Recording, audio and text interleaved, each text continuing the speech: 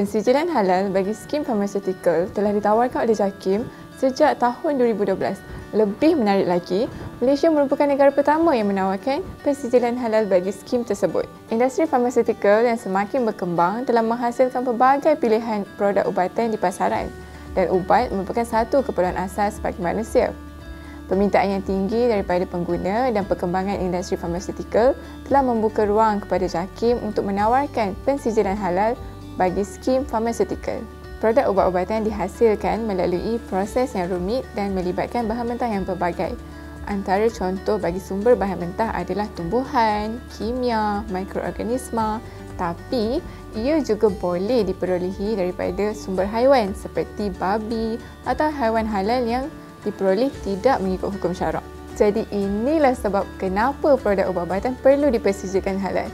Produk yang telah mendapat sijil halal bermakna telah melalui proses semakan dan pemeriksaan yang menyeluruh oleh pihak JAKIM. Memandangkan terdapat pelbagai pilihan produk ubat-ubatan di pasaran, pensijilan halal dapat membantu pengguna untuk membuat pilihan dan memberikan keyakinan. Terdapat 4 kategori ubat yang dipersijilkan halal oleh JAKIM. Yang pertama, produk racun berjadual seperti antibiotik. Yang kedua, produk bukan racun berjadual atau over the counter seperti paracetamol. Yang ketiga, produk suplemen kesihatan seperti vitamin.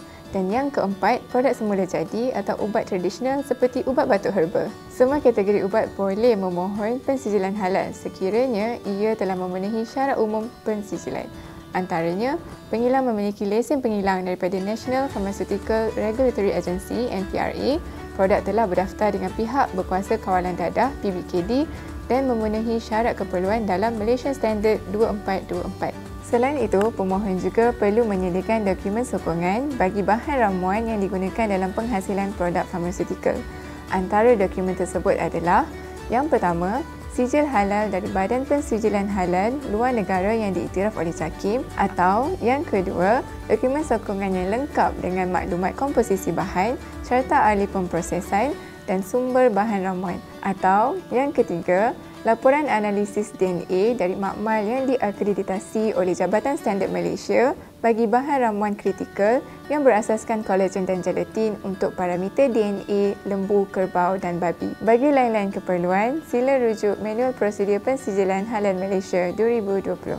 Kesimpulannya, pensijilan halal bagi produk farmaseutical sangat penting bagi memastikan pengguna Muslim dapat menggunakan produk ubat-ubatan tanpa keraguan. Jadi, buat pemain industri farmaseutical, mohon halal sekarang.